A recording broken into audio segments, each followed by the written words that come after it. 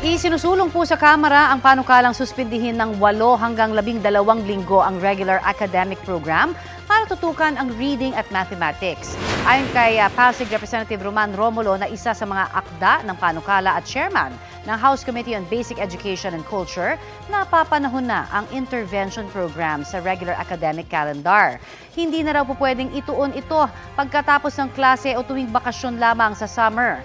Pagkatapos ng 8 linggo, magkakaroon po ng assessment sa estudyante.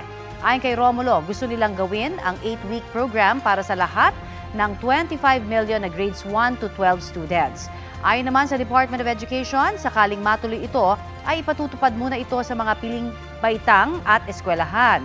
Hindi raw sa lahat dahil kulang ang mga guro. Nagsasagawa na rin daw sila ng konsultasyon sa iba't ibang sektor. Kapuso, para sa mga maiinit na balita, mag-subscribe sa GMA Integrated News sa YouTube. Sa mga kapuso naman abroad, subaybayan nyo kami sa GMA Pinoy TV at sa www.gmanews.tv.